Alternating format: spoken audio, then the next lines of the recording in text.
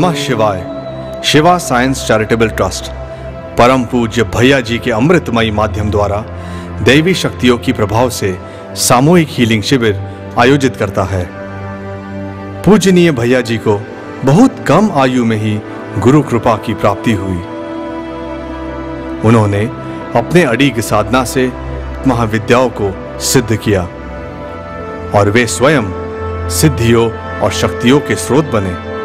परम पूज्य भैया जी हीलिंग शिविर में मंत्रोच्चारण व मात्र संकल्प से ही हमारे एनर्जी चक्रों को संतुलित और व्यवस्थित करके हमारा जीवन सुखी, निरोगी एवं संपन्न बनाते हैं।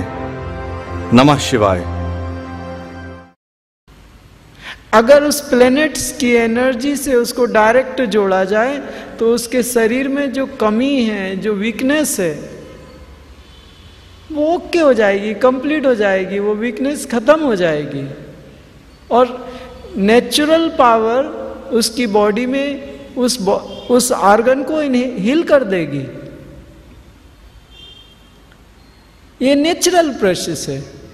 लेकिन अगर आप इंसुलिन देंगे तो उस पैंक्रियाज में से जो हार्मोनल सीक्रेशन हो रहे हैं वो आपकी सबसे पहले तो बॉडी समझेगी नहीं कि ये क्या हो रहा है। आपने पहली बार इंसुलिन दिया, दूसरी बार दिया, तीसरी बार, उसके बाद वो पैंक्रियाज क्या होते हैं, आपकी बॉडी डिपेंड हो जाएगी बाहर के इंसुलिन से। आउटसाइड्स के जो सोर्सेज होते हैं उन पे डिपेंड हो जाएगी। बॉडी का जो सेल प्रोसेस है वो धीरे धीरे बंद हो जाएगा। अब जो थोड़ा बहुत भीतर से हो रहा था वो भी बंद कर दिया। अब वो इंसुलिन आपकी उसके डोज लगातार बढ़ते जाते हैं।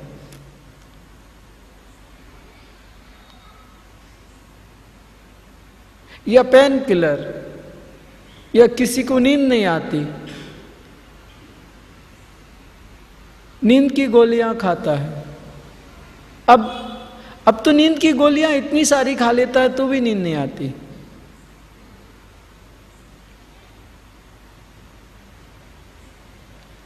नींद क्यों नहीं आती, उसका कारण ढूंढा जाता था, उस कारण का निवारण किया जाता था। तो जो नींद आती थी वो नेचुरल होती थी। आपने उस परेशानी को दूर नहीं किया, उस समस्या का समाधान नहीं किया, ऊपर से एक गोली और डाल दी उसके मुंह में। वो एक गोली खाने के बाद उसके शरीर में क्या हुआ, थोड़ी देर एक रात सो जरूर गए, लेकिन वो एक रात नींद की कीमत आपको कितनी देनी पड़ी आपके शरीर को। उसका इफेक्ट बॉडी में, साइड इफेक्ट्स क्या हुए, उसको आप कैसे समझेंगे आप, और कब समझेंगे। और बड़ी बात ये हो गई कि हमने जब देखा तो आयुर्वेद के डॉक्टर्स हैं वो मेडिकल साइंस की ओर अट्रैक्ट हो रहे हैं। क्यों? क्योंकि मेडिकल साइंस में तुरंत इफेक्ट्स आते हैं। आयुर्वेद में शायद उनको लगता है कि थोड़ी टाइम लगता है, लेकिन उन्होंने आयुर्वेद को पूरा भाजी के जैसा बना दिया। जो पहले आयुर्वेद की एक जो स्ट्रक्चर था वो कंप्लीट था। अपनी सुविधाओं के लिए उस स्ट्रक्चर को उन्होंने इतना बदला कि उस आयुर्वेद में वो पावर ही नहीं रह गई। अब वो पावर नहीं रह गई तो रिजल्ट नहीं आते तो वो मॉडर्न साइंस की ओर देखते हैं।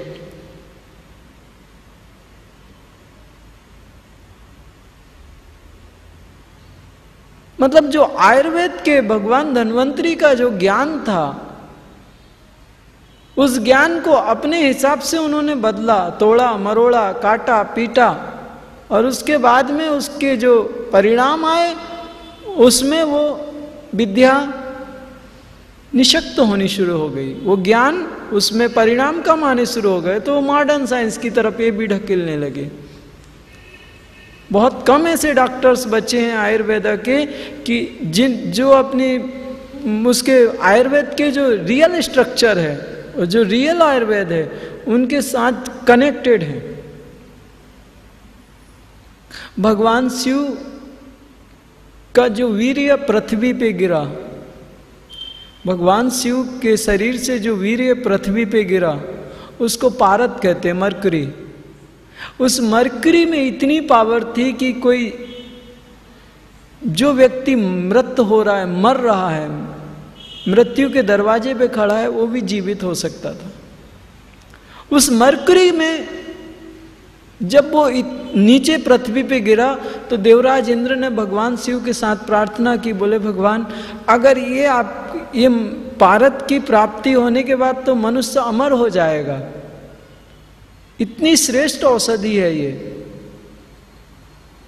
बोले भगवान इसको ऐसे इस हालत में नहीं दे, आप पृथ्वी के लोगों को मत दो, नहीं तो मनुष्य और देवता बराबरी पे आ जाएंगे, जैसे हम हैं वैसे वो भी हो जाएंगे, हम में और उनमें कुछ तो अंतर रहने दो। तो भगवान शिव ने उस पारद में, उस वीर्य में दोष डाल दिए, उन्होंने उसमें 16 दोष डाल दिए।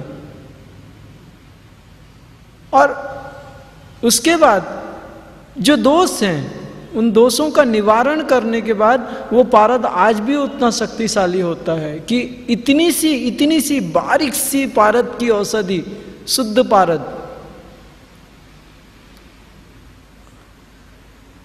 इतनी पावरफुल होती है कि एक गंभीर से गंभीर, बड़ी से बड़ी बीमारी का निवारण करने में सक्षम होती है। मैं 1 साल हो गए, मेरे पास 1 किलो पारद रखा है, उसको शुद्ध करने के लिए कोई लैब नहीं मिल रही, मैं ढूंढ रहा हूं।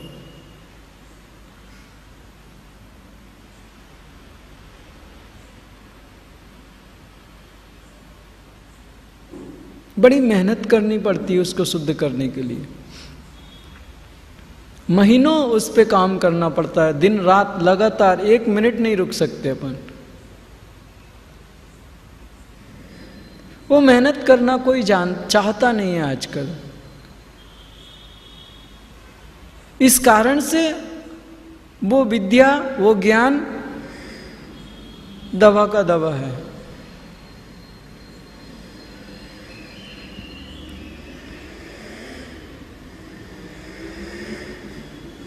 बड़ी बड़ी मतलब जो मेजर डिजीजेस होती हैं उनमें वो मरकरी के अगर औषधि लगाई जाए तो बहुत पावरफुल होती है, बहुत जल्दी उसके असर आते हैं। ये सारे डॉक्टर्स, आयुर्वेद के सारे डॉक्टर्स जानते हैं, लेकिन वो हो नहीं पाता। हमने जो प्राकृतिक क्षमताएं थी उनको सिर्फ इतना किया कि जमीन को खोद खोद के माइंस कर दिया, या ये सारा ऐसे ही कर रहे हैं हम, लेकिन जो प्रकृति की जो सामर्थ्य है वो हम अपने शरीरों पे यूज नहीं कर पा रहे। प्रकृति का दुरुपयोग हम भरपूर कर रहे हैं, प्रकृति का सदुपयोग हम बिल्कुल भी नहीं कर रहे। कर भी रहे हैं तो माइनर परसेंटेज है वो, और इसके दुष्परिणाम हमें क्या, सारे विश्व को भोगने पड़ रहे हैं।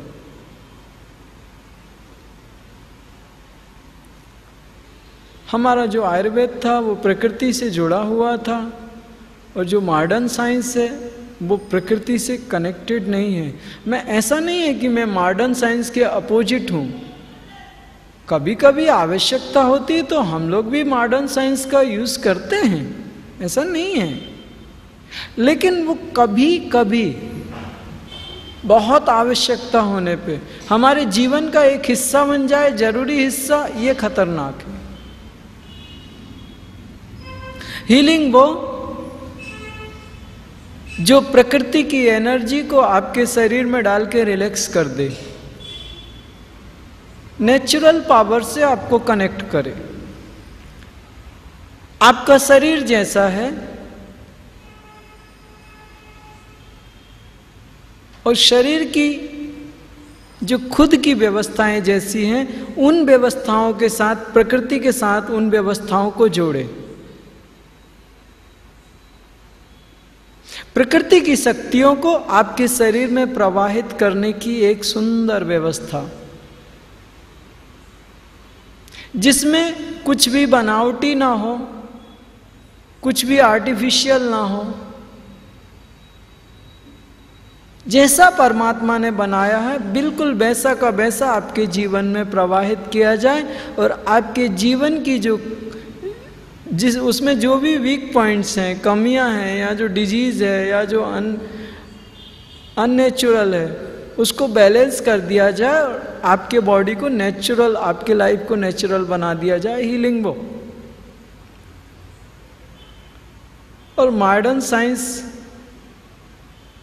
एक हद तक ठीक है, एक स्थिति तक ठीक है, कभी कभी उसका उपयोग हमें लेना पड़े, ओके, लेकिन रोज अगर उसका उपयोग कर लेना पड़े, उसी के ऊपर डिपेंड हो जाए हम, वो शरीर के लिए बहुत ही घातक होता है और जीवन में एक भयंकर कष्ट का कारण बन जाता है।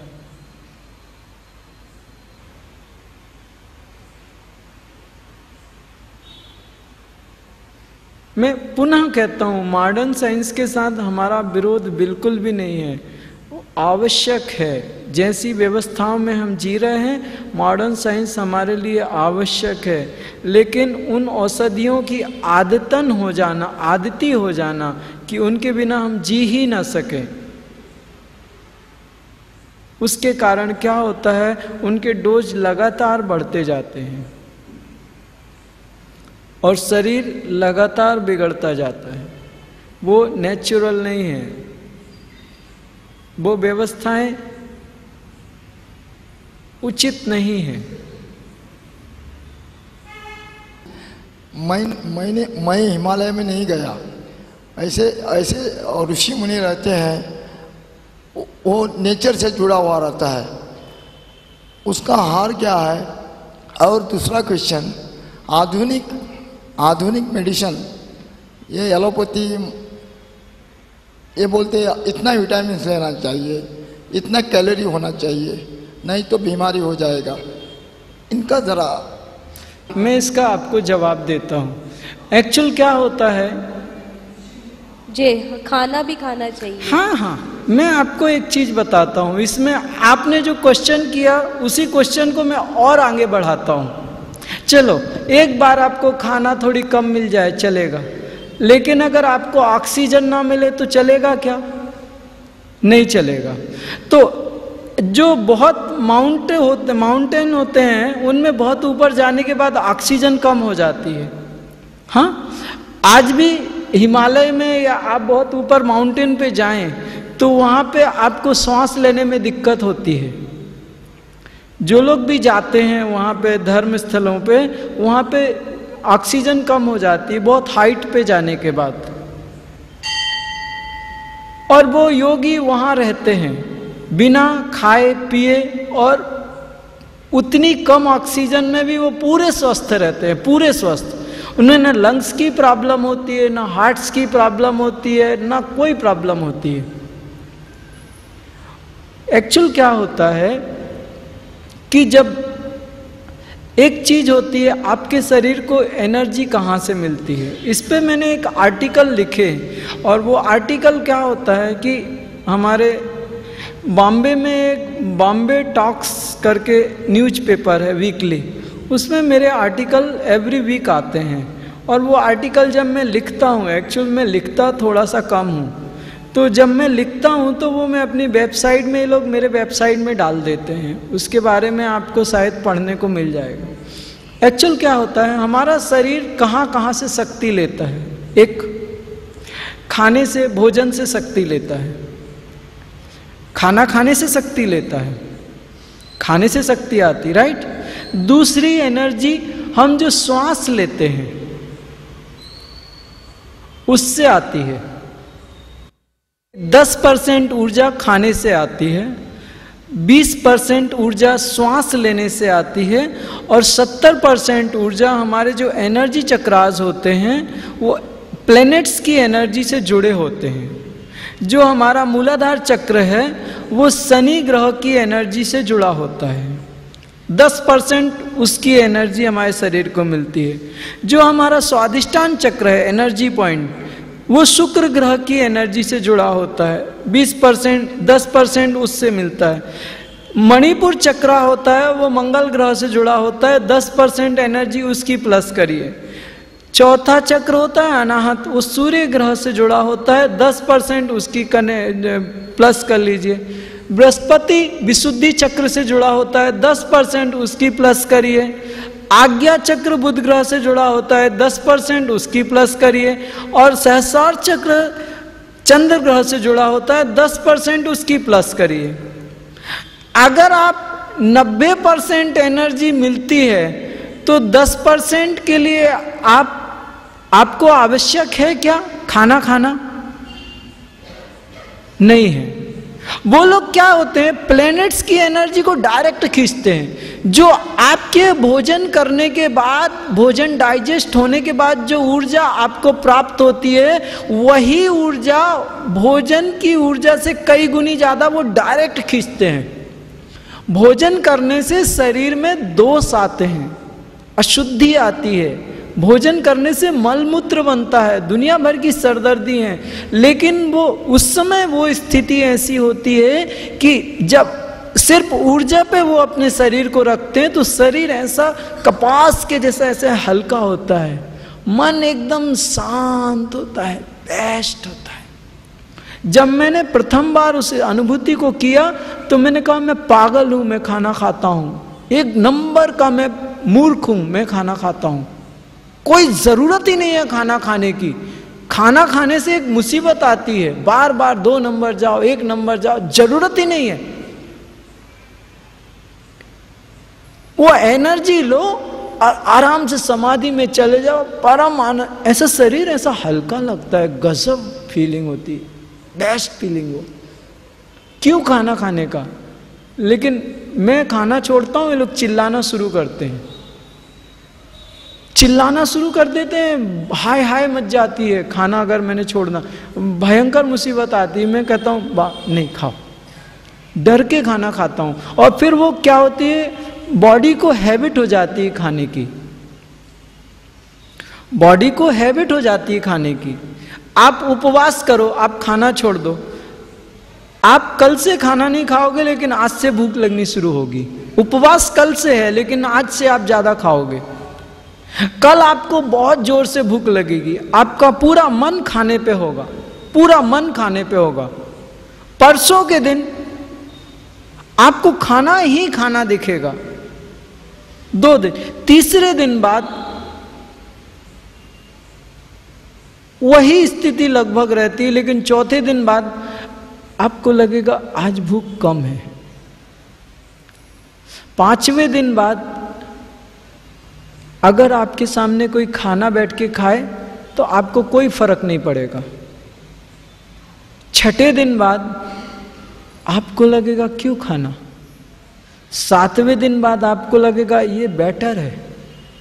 8वें दिन बाद आपको लगेगा बड़ा अच्छा लग रहा है।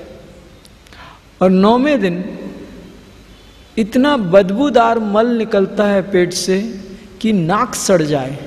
और वो जब मल निकलता है ना तो शरीर, ये पेट ऐसा लगता है जैसे कोई आइस रख दिया हो इसके भीतर, एकदम ठंडा हो जाता है और शरीर एकदम लाइट होता है।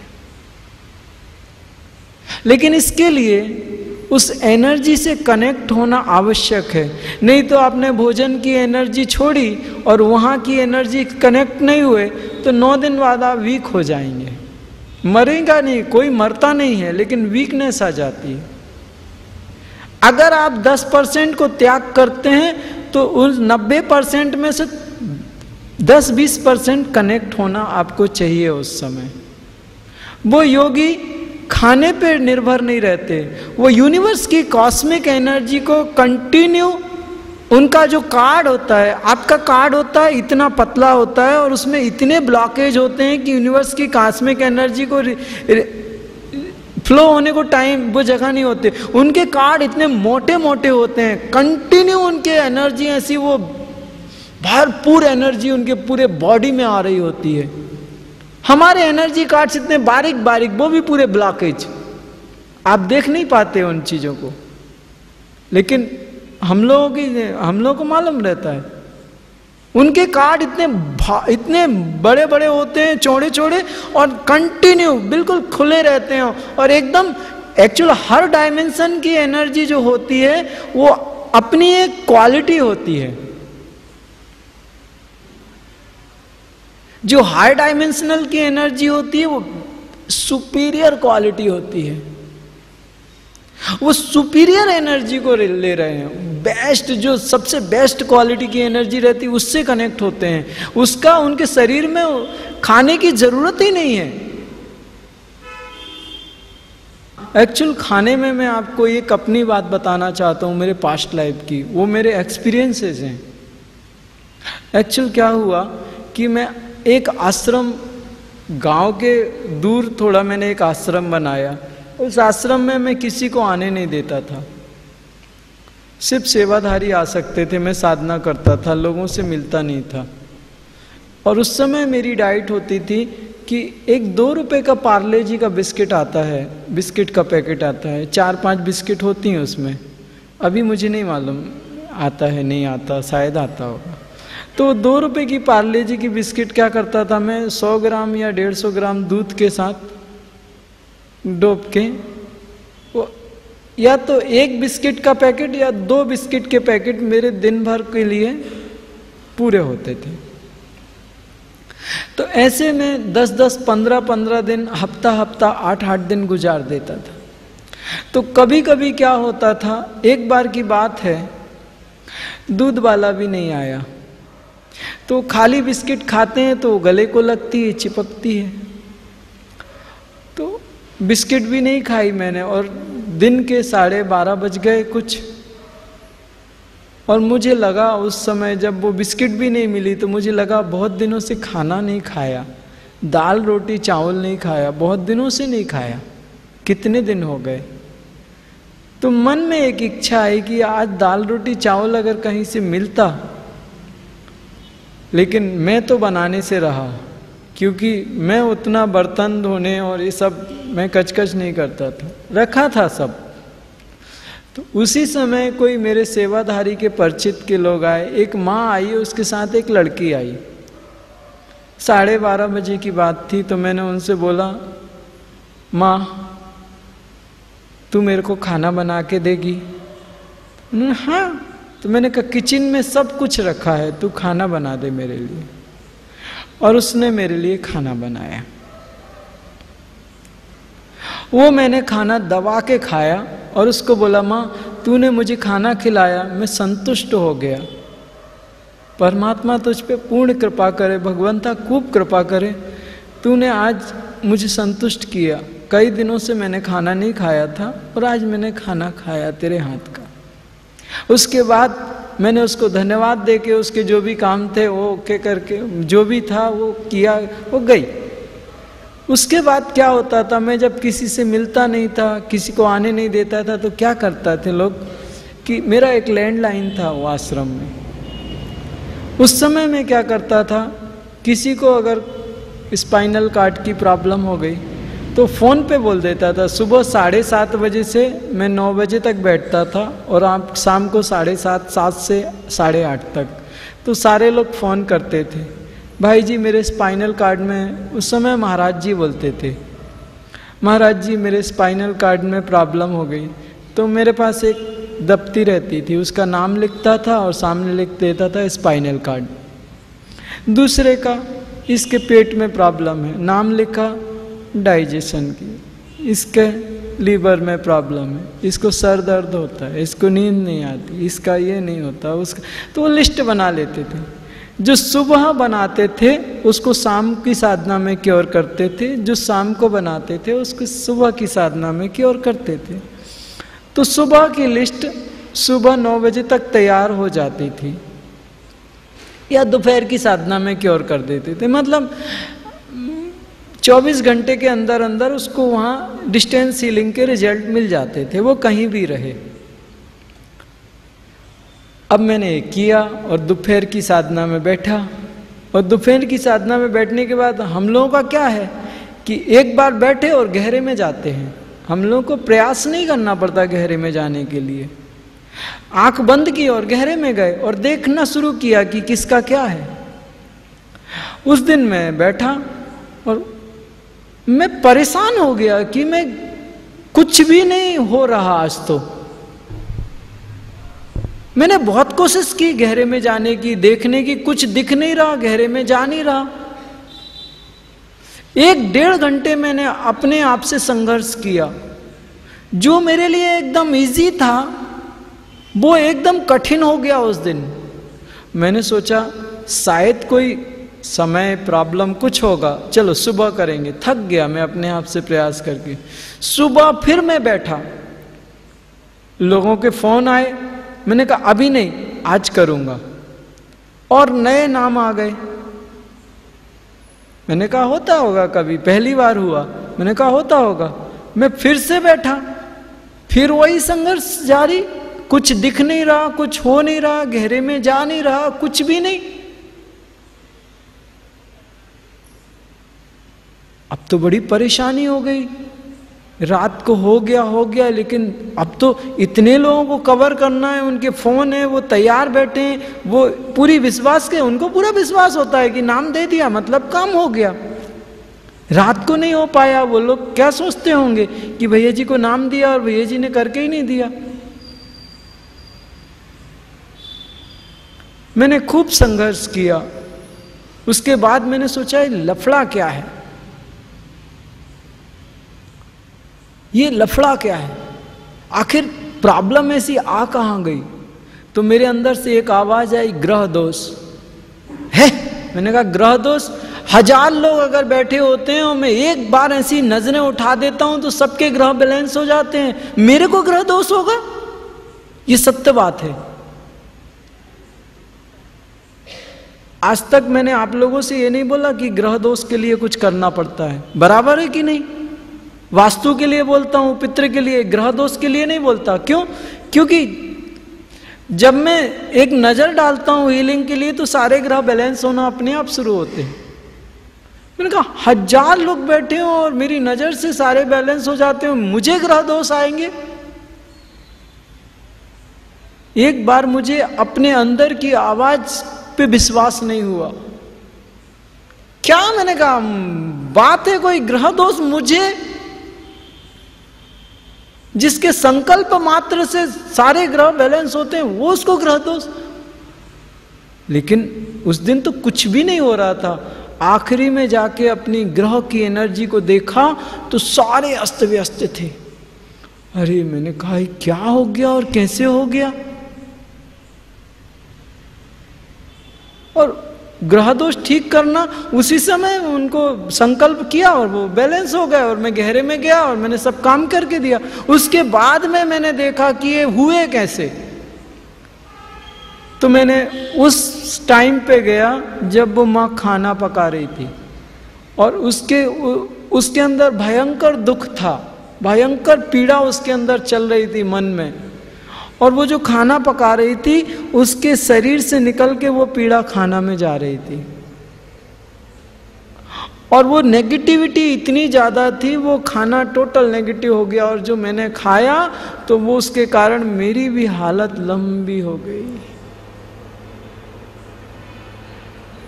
मैंने कहा वो 2 रुपए की बिस्किट अच्छी थी, बिना दूध के खा लेता तो चलता था, लेकिन ये दाल रोटी बहुत महंगी पड़ी।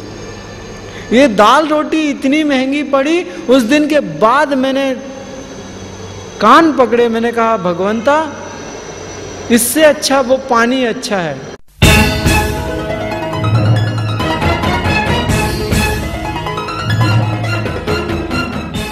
मुंबई, पुणे, गोवा हीलिंग शिविर का संपर्क क्रमांक 099-8747-8077 व 099-236-49655। सरस्वती साधना केवल विद्यार्थियों के लिए, बच्चों के बौद्धिक विकास, एकाग्रता, उत्तम स्मरण शक्ति व स्वास्थ्य हेतु। स्पेशल हीलिंग, तत्व हीलिंग, गंभीर, असाध्य व दीर्घकालीन बीमारियों के शीघ्र उपायों के लिए संपर्क करें 099-236-49655। रजिस्ट्रेशन अनिवार्य। Website www.shivascience.org।